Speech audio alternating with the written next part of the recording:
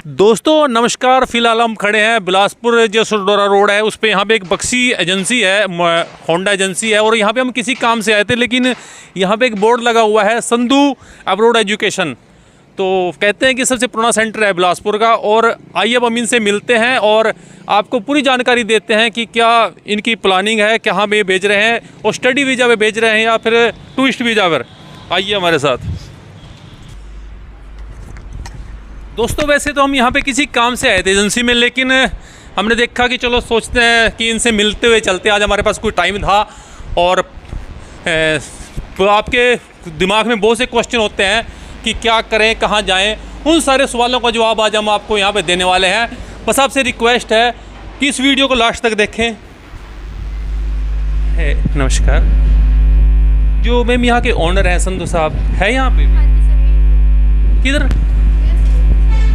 ठीक, कोई नहीं, बैठो बैठो, आप बैठो, आ जाओ जी।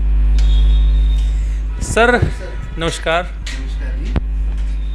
जसविंदर संधू। हाँ जी, जसविंदर सिंह संधू जी हाँ सर। अपना हम सिटी का न्यूज़ से हैं और अभी यहाँ पे बोर्ड लगा हुआ देखते हैं अक्सर, या जब भी यहाँ से गुजरते हैं जी जी, तो सोचा आज आपसे मिलते हुए चले। Thank you sir, thank you very much, welcome है आप लोगों का। दोस्तों हमारे साथ है जसविंदर संधू जी, और इनको देसी एनआरआई भी बोलते हैं, कुछ ऐसा हमें पता चला है। तो संधू साहब कितना टाइम हो गया आप यहाँ बिलासपुर में सेवाएं दे रहे हैं अपनी? सर मैंने 28 फरवरी 2014 में कोचिंग सेंटर शुरू किया था बिलासपुर में। जी जी जी। मोर देन 10 ईयर्स हो गए हैं। अच्छा जी।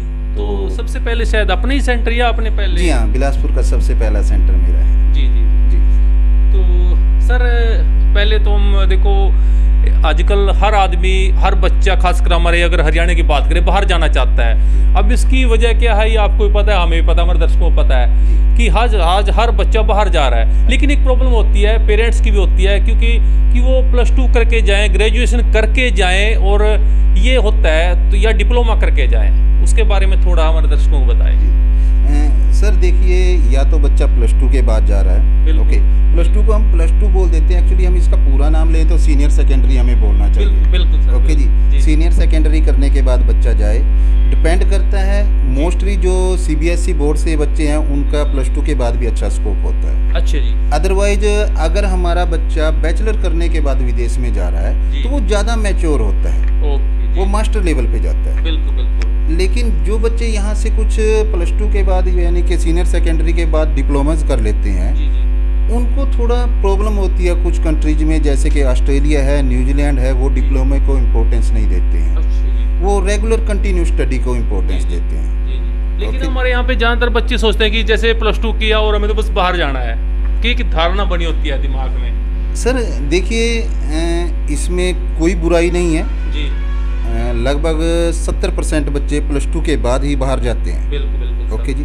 लेकिन जाने से पहले बच्चों को ना, सिर्फ वो तो फूल हैं, हाँ, उनको नहीं किसी तरह की नॉलेज है, हमको नॉलेज नहीं होती। उनको नॉलेज नहीं होती है, उनको प्रॉपर गाइडेंस की ज़रूरत होती है। और कहीं ना कहीं पेरेंट्स को भी गाइडेंस की जरूरत होती है उनके। सर मैं 10 साल से देख रहा हूँ, सबसे बड़ी प्रॉब्लम क्या है, जी हमारे सेंटरों में बच्चे आते हैं कोचिंग के लिए, जी। PT के लिए आ रहे हैं, IELTS के लिए आ रहे हैं, जी जी उसके बाद उनकी हम फाइलिंग बाहर करते हैं। जी जी सर। बच्चों के साथ पेरेंट्स आते ही नहीं हैं। हाँ बिल्कुल ऐसे ही होता है जी। सबसे ज़्यादा इम्पोर्टेंट बात जो मैं आपके थ्रू कहना चाहता हूँ, जी जी सबसे पहले पेरेंट्स को आना चाहिए।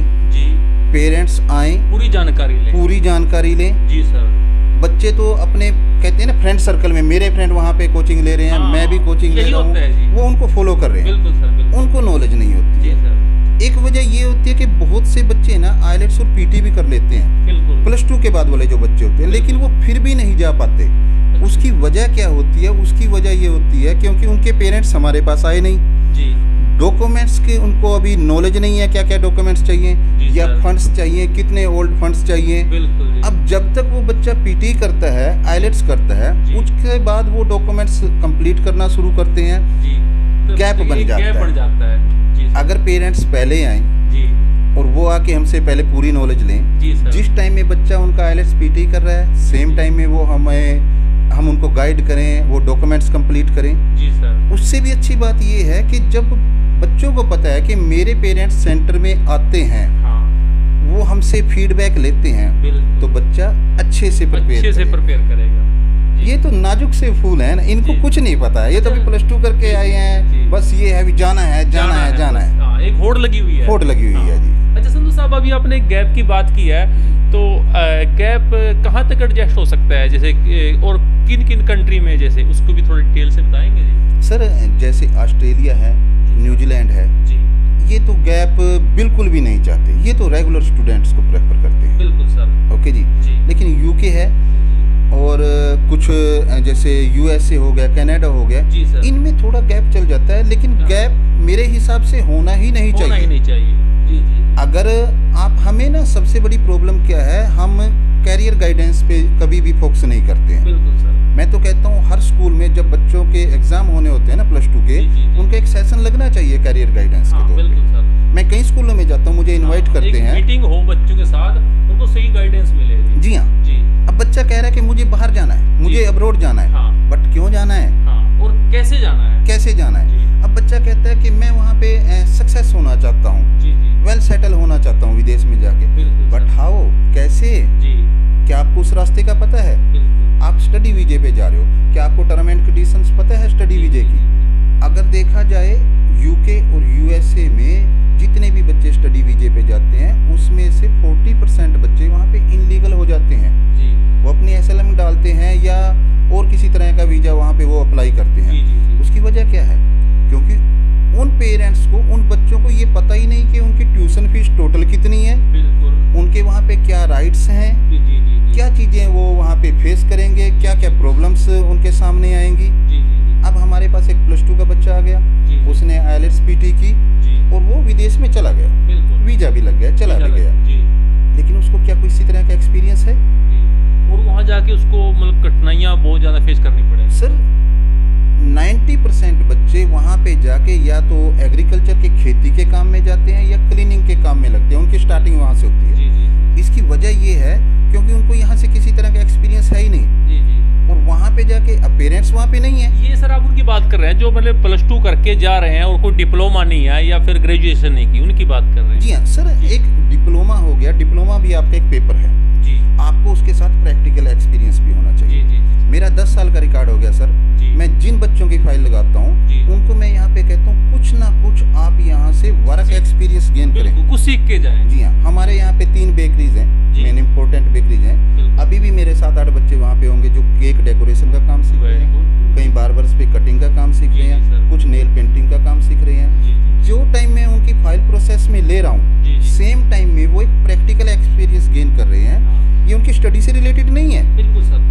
मे बी एक मेडिकल का बच्चा है, उसकी ये स्टडी से रिलेटेड नहीं जी, है, सर। लेकिन जब वो अब्रॉड में जाएगा, जी। जो उसको पार्ट टाइम वर्क अथॉरिटी वहाँ पे है, बिल्कुल सर। इस एक्सपीरियंस से उसको वहाँ पे वर्क मिलने में आसानी हो जाती है। जी प्रैक्टिकल एक्सपीरियंस है, जी। बच्चा वहाँ पे जाएगा, कहीं पे भी जॉब के लिए अप्लाई किया, वो कहेंगे भी काम करके दिखा, हाँ। और बच्चे को आता है। मैं कहता हूँ 100% नहीं आता है, लेकिन अगर 50% भी 50% आता है तो वो सेटल हो जाएगा। जी हाँ, तो जी। उसको एक असिस्टेंट के तौर पे तो रखेंगे, जी, जी। हेल्पर के तौर पे तो रख लेंगे। जी, जी, सर। अब वहाँ से उसका सोर्स ऑफ इनकम शुरू हो गया, बिल्कुल वो कॉन्फिडेंट होएगा, बिल्कुल। वो वेल सेटल हो जाएगा। जी जी लेकिन जो बच्चे यहाँ से बिना किसी नॉलेज के जी जी सर। और बिना किसी प्रैक्टिकल एक्सपीरियंस के यहाँ से चले जाते हैं, जी सर। उनको प्रॉब्लम्स होती ही तो होती है प्रॉब्लम्स सर। होती है। जी जी। तो दोस्तों संधू साहब के साथ आज भी हम बात कर रहे हैं और हमें लग रहा है कि ये वीडियो शायद लंबी हो सकती है, लेकिन जो अपना एक्सपीरियंस बता रहे हैं संधू साहब, आपको कहीं ना कहीं से फ़ायदे हो सकता है। आपसे रिक्वेस्ट है कि खबर को लास्ट तक देखें, क्योंकि हमारे जैसे बिलासपुर क्षेत्र में बहुत से बच्चों का एक सपना होता है कि हम बाहर जाकर अपनी लाइफ सेट करें। जसविंदर जी, जैसे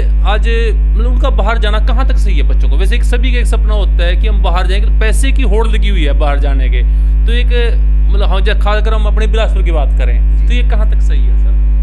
सर एक्चुअली मैं तो चाहता ही नहीं हूँ दिल से कि मेरा यूथ विदेश में जाए। बिल्कुल। अगर वो हार्ड वर्क, जो उनकी क्वालिटी है, जो उनकी कैपेसिटी है, वो मेरे देश को मिलेगी, जी जी। तो मेरे देश को फायदा फायदा होगा। होगा उस चीज़ का। लेकिन अगर सेम चीज मैं अपने बारे में सोचूं, जी। अगर मैं बाहर न जाता, मैं जी, सर। ऑस्ट्रेलिया न जाता, जी जी तो मुझे यहाँ पे सक्सेस होना बहुत मुश्किल था, क्योंकि जी। हमें यहाँ पे अपॉर्चुनिटीज मिलती नहीं ही मिलती। नहीं। बिल्कुल सर। हम यहाँ पे स्टडी कर रहे हैं, जी लेकिन हमारे पार्ट टाइम की भी यहाँ पे वैल्यू नहीं है। वैल्यू नहीं है। वहाँ पे वो पार्ट टाइम हम वर्क में दे रहे हैं, जी जी जो हमें 20 आवर्स मिल रहे बिल्कुल हैं, सर। वर्क अथॉरिटी मिल रही है, जी सर। वो हम उस वर्क पे दे रहे हैं जिससे हमें आमदन हो रही है, हमें सीखने को मिलता है, जी हमें सर। पता लगता है कि हमें कैसे डेवलप करना है, कैसे हमें सक्सेस होना है। बिल्कुल सर। अगर हमारे देश में, मैं तो कहता हूँ, लोग गवर्नमेंट से इच्छाएं कहते हैं ना, कहते हैं डिमांड्स करते हैं, मैं तो कहता हूँ 2 चीज़ें फ्री कर दो, जी। Education and health. बिल्कुल सर। 2 चीज़ें देश में फ्री होनी चाहिए। बाकी जितना मर्जी टैक्स हो, जो मर्जी है, मैं उस चीज़ के बारे में कभी नहीं बुराई करता हूँ। बिल्कुल बिल्कुल, ये 2 चीजें फ्री जी हाँ, दूसरी चीज़, दोनों चीज़ों में जी फिजिकल एक्सपीरियंस होना चाहिए। जी सर।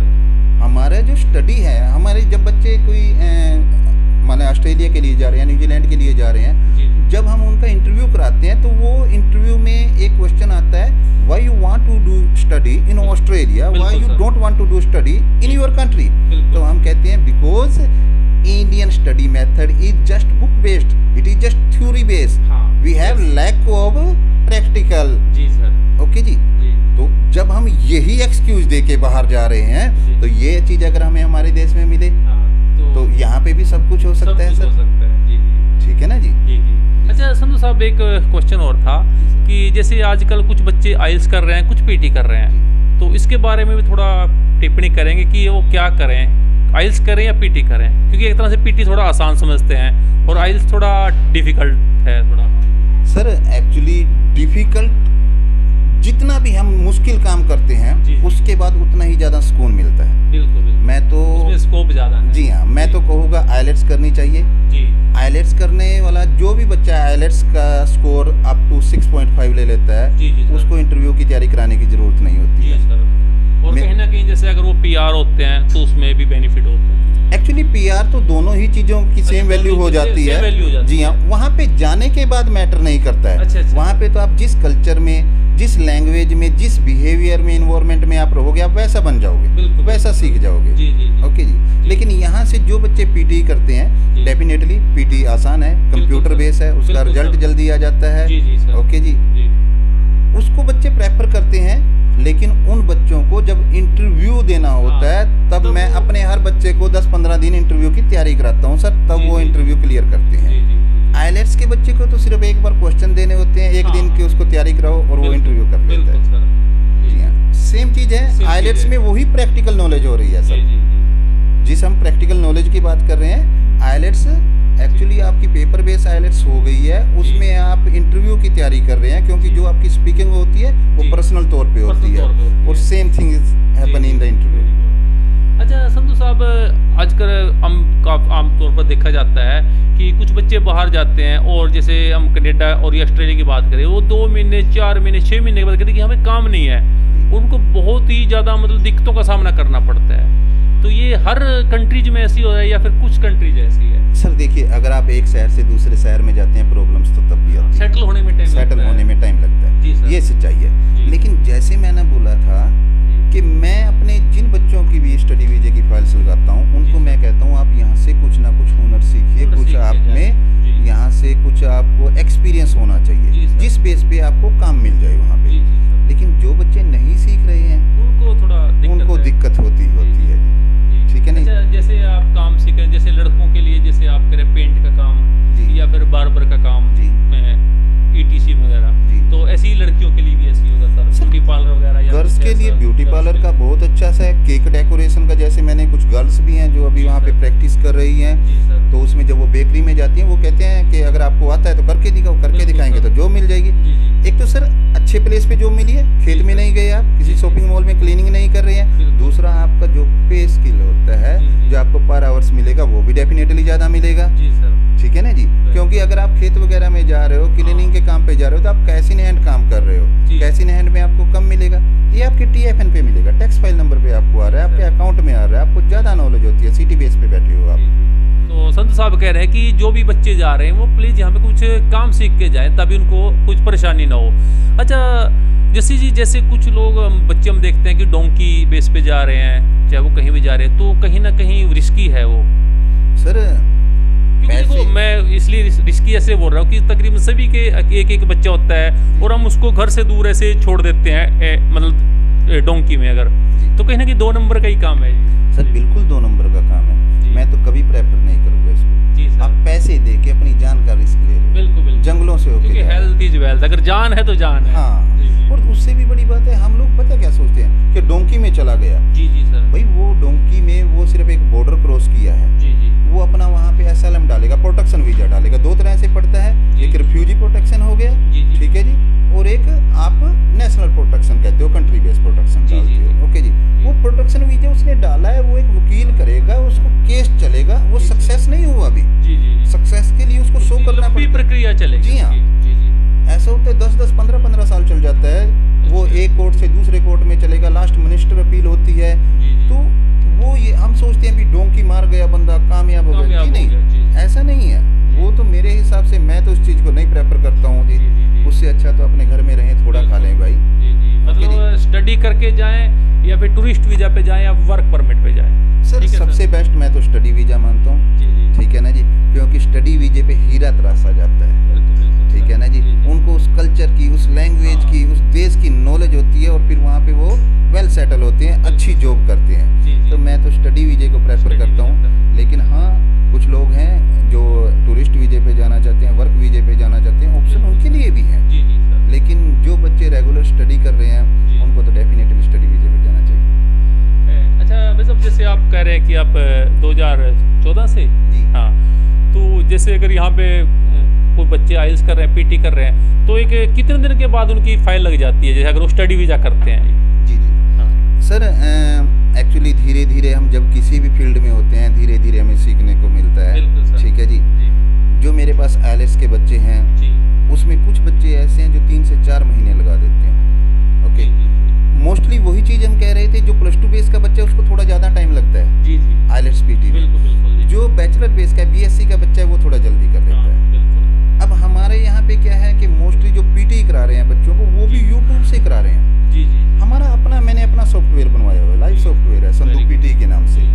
बच्चा जो उस पर प्रैक्टिस कर रहा है, सेम उसके फाइनल एग्जाम में होना, डेफिनेटली वो कम टाइम में अच्छा सीखेगा। कई सेंटरों में होते हैं बच्चे पीटी करने लगते हैं, उनको पहले बता दिया जाता है आपकी फीस इतनी है, वो कम फीस के चक्कर में वहाँ पे चले जाते हैं। फिर उनको बोला जाता है आपने मॉक टेस्ट देने हैं, ये पेड हैं, ऐसे है, उनको एक्स्ट्रा एक्सपेंसिव हो जाते हैं। हम अनलिमिटेड, कहीं ना कहीं मतलब आइल्स के नाम पर पेरेंट्स को भी ठगा जाता है। जी हाँ, उनको सही जानकारी नहीं दी जाती। उनको सही जानकारी नहीं दी जाती है। हम कहते हैं बच्चा हमारे पास आया है, उसने हमें पीटी की फीस दी है, उसके बाद उसके लिए अनलिमिटेड मॉक टेस्ट है। हमारा अपना सॉफ्टवेयर है, बच्चा डेली 2 मॉक टेस्ट भी देगा तब भी कुछ, हमारा तो अपना सॉफ्टवेयर है, उसके लिए सब कुछ फ्री है। और जब वो एक सॉफ्टवेयर पे प्रैक्टिस करता है, डेफिनेटली उसका स्कोर बहुत अच्छा आता है। अच्छा सर, जैसे उसके बाद वो पेपर की तैयारी करते हैं, मतलब पेपर देते हैं, तो उसकी फीस अभी कितनी है सर?